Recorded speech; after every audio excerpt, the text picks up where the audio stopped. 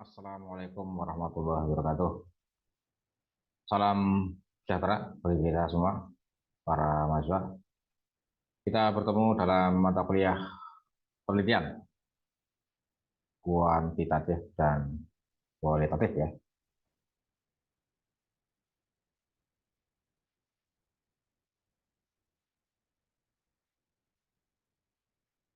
Ya, metode penelitian kualitatif dan kuantitatif. Ya, langsung saja kita mulai.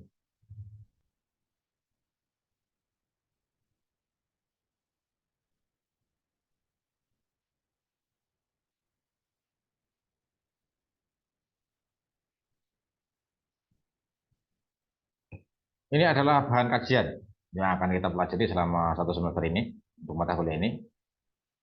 Ada tiga bahan kajian pokok ya. Yang utama adalah masalah konsep dasarnya, baik kuanti maupun kuali. Kemudian untuk penelitian kualitatif ini eh, dimulai dari pengertiannya, ciri-cirinya, metodenya, ya, perumusan masalahnya, pengumpulan data, analisis data, hingga penyusunan laporan.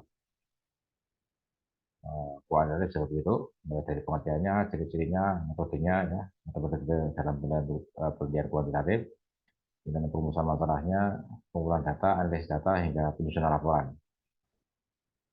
Ini kira-kira ya tiga bahan kajian yang akan kita pelajari selama mengikuti mata kuliah ini. Ya, kita mulai dari pengertian dan konsep dasar penelitian. Bahan kajian pertama ya.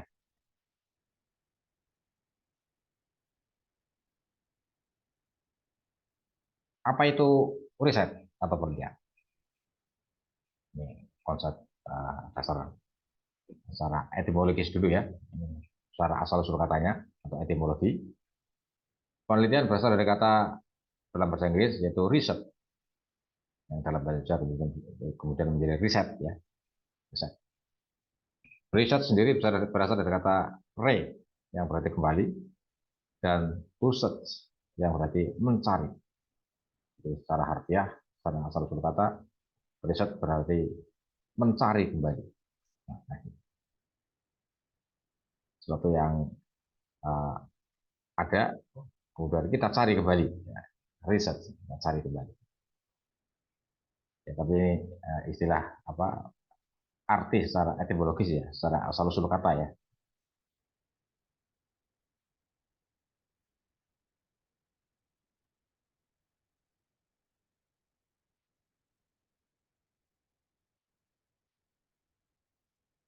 Nah, saya kutipkan beberapa pengertian ya, ini menurut para ahli tentang riset. Yang pertama dari Sutrisno Hadi. Wah, ini seorang ahli statistik ya, kemudian seorang ahli penelitian kuantitatif. Sutrisno Hadi. Riset adalah usaha untuk menemukan, mengembangkan, dan menguji kebenaran suatu pengetahuan. Menemukan suatu pengetahuan. Jadi dengan riset akan ditemukan pengetahuan baru. Menemukan pengetahuan baru. Dan juga mengembangkannya. Pengetahuan yang sudah dikembangkan lebih luas lagi. Ya. Dan juga untuk menguji kebenaran suatu pengetahuan. Jadi, suatu pengetahuan yang sudah ada diuji kebenarannya melalui penelitian di lapangan. Benar tidak di teori ini? Dia menguji teori, menguji kebenaran suatu pengetahuan. Itu menurut Sutrisno Hadi ya. Jadi ada tiga kata kunci di sini menurut Sutrisno Hadi tentang penelitian, yaitu menemukan pengetahuan baru, untuk kerjaan yang jaringan ya, menghasilkan sebuah teori baru misalnya ya, atau ya sesuatu yang baru yang belum pernah ditemukan oleh para ahli sebelumnya, dan mengembangkan jadi, ya, mungkin teori yang sudah ada, konsep-konsep yang sudah ada itu dikembangkan. Jadi, tidak menemukan sesuatu yang baru, tapi hanya mengembangkan sesuatu yang sudah ada. Dan yang ketiga, menguji kebenaran. Mungkin sebuah teori yang ditemukan oleh ahli, diuji kebenarannya dengan penelitian di lapangan. Ini menurut Sutrisno Hadi ya. Yang berikutnya adalah menurut Cooper dan Emory. Wah, berarti adalah suatu kegiatan sistematik yang bertujuan untuk mencari informasi untuk memecahkan masalah. Kegiatan yang bersifat sistematis, runtut, ya, dengan urutan yang jelas, tahapan yang jelas. Nah, semua itu dilakukan untuk eh, mencari informasi dalam rangka untuk memecahkan masalah. Ya, ada suatu masalah, kemudian masalah itu dipecahkan dengan tahapan-tahapan yang jelas secara sistematik, ya, sehingga masalah itu bisa ditemukan cara pemecahannya. Nah, ini menurut Cooper dan Emory.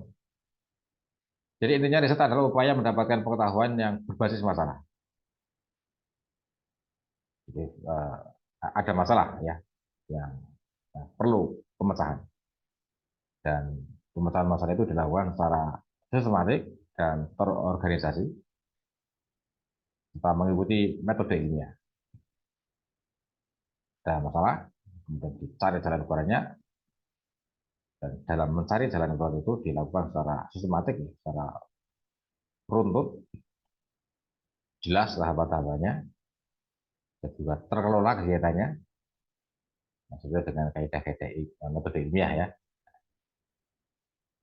Intinya itulah saja.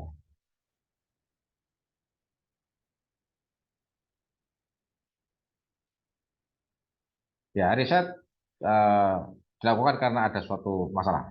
Jadi fokus ada suatu masalah yang ingin dipecahkan atau ingin diketahui, ingin diungkap, ya, dan itu diperlukan oleh masyarakat luas agar masyarakat luas tahu. Itu terjadi karena adanya kesenjangannya.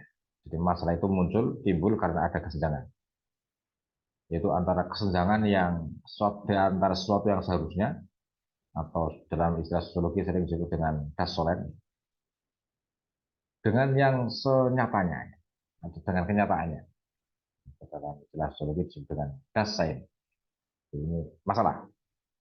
Kalau ada kesenjangan antara sesuatu yang seharusnya dengan sesuatu yang senyatanya, itulah berarti ada masalah di. Nah, itulah perlu diselidiki, ya, perlu diteliti masalah itu. Kesenjangan bisa terjadi antara apa yang seharusnya dengan yang senyatanya tadi, ya. Apa yang diperlukan dengan apa yang tersedia. Bisa juga terjadi karena kesenjangan antara harapan dengan kenyataan. Misalnya seharusnya prestasi belajar siswa dalam pelajaran sejarah itu baik, seharusnya begitu. Tapi kenyataannya kurang baik. Nah, ini berarti ada sesuatu, ini ada masalah ini. Mengapa bisa terjadi prestasi belajar siswa pada mata pelajaran kurang baik? Padahal seharusnya baik. Ini jadi gap, ya, kesenjangan. Nah, itulah ada masalah. Nah, itu kita teliti, kita selidiki, sehingga bisa kita temukan apa masalahnya, mengapa terjadi kesenjangan itu, dan nanti bagaimana solusinya. Atau kesenjangan antara apa yang diperlukan dengan apa yang tersedia. Jadi kita pada di suatu uh, tempat, misalnya di ruangan kita lah misalnya, dengan ruangan yang seperti itu mestinya ada dua AC, ya. Kalau ternyata baru satu,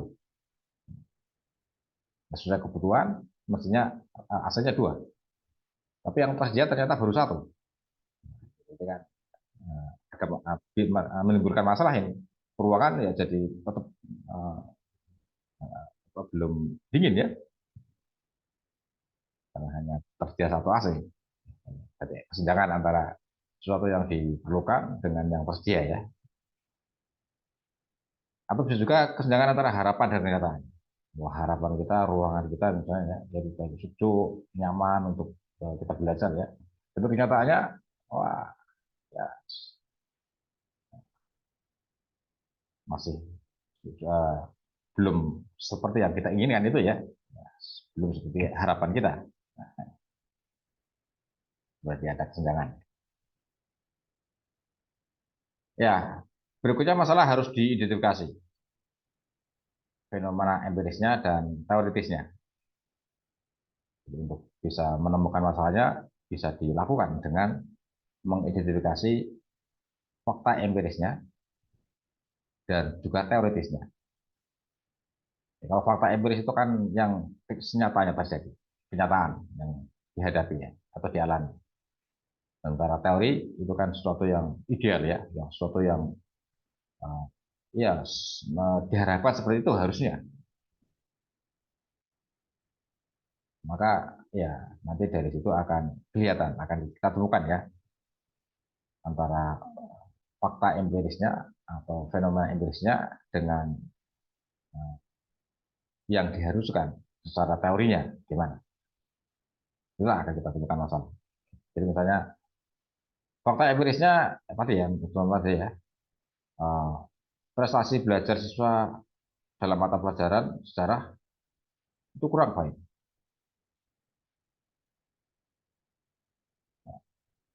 Apa yang menyebabkan prestasi belajar mata pelajaran sejarah ini kurang baik? Faktor-faktor apa saja? Ternyata setelah diselidiki ditemukan ya, wah macam-macam faktor ya, banyak faktor biasanya ya. Nah, secara teori bagaimana? Wah, faktor-faktor yang mempengaruhi prestasi belajar siswa dalam mata pelajaran sejarah. Secara teori juga ada beberapa faktor misalnya. Nah, nanti di dibandingkan bagaimana secara teorinya dan bagaimana secara empirisnya nyataannya. Nanti gapnya di mana? Nah, dari situlah nanti akan kelihatan di mana masalahnya. Oh, ternyata eh, masalahnya bukan pada faktor diri siswanya, ya, tapi pada faktor di luar siswa. Yaitu menjadikan proses belajar mereka kurang baik. Wah, mungkin faktor gurunya justru misalnya yang mungkin menerapkan metode pembelajaran yang kurang bisa diterima oleh siswa atau medianya barangkali. Medianya kurang mendukung untuk membantu siswa lebih bisa menerima materi pelajaran. Bisa juga bahan ajarnya, bukunya misalnya. Bukunya kurang memadai, kurang tersedia dengan memadai. Satu kelas ada 40 siswa, yang tersedia buku hanya 10 siswa. Jadi satu buku untuk rebutan 4 orang ya, kurang memadai secara uh, jumlah bukunya ya, ketersediaan bukunya. Ya itu ya. Nanti setelah itu nanti akan setelah ditemukan masalahnya di mana, maka nanti akan kita rumuskan masalahnya ya, secara spesifik. Ya. Rumusan masalah, research question. Ya, ini tentang masalah ya.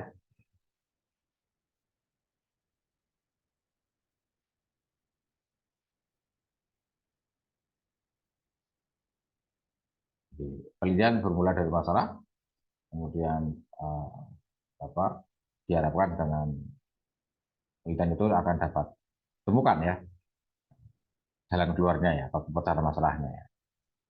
Sehingga kemudian penelitian bisa memiliki peran, peran penelitian ya. Yang pertama adalah membantu memperoleh pengetahuan baru. Jadi kalau penelitian itu dilakukan dan menghasilkan suatu pengetahuan yang baru, maka nanti kita juga akan mendapatkan pengetahuan baru yang selama ini belum pernah dikemukakan oleh para ahli barangkali yang menjadi sesuatu yang baru. Memperoleh jawaban atas suatu pertanyaan. Jadi, banyak orang bertanya tentang suatu masalah dan belum ada yang mampu menjawabnya atau belum ada jawaban yang tersedia atas pertanyaan itu. Maka dilakukanlah penelitian dan penelitian itu kemudian mampu menjawab pertanyaan masyarakat itu.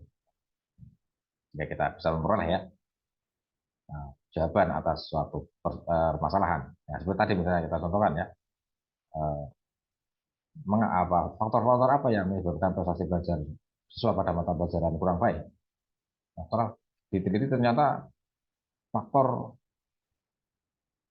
buku tadi ya, faktor ketersediaan bukunya yang sangat terbatas. Wah, ketawa akhirnya ya. Oh itu jawabannya itu ya mengapa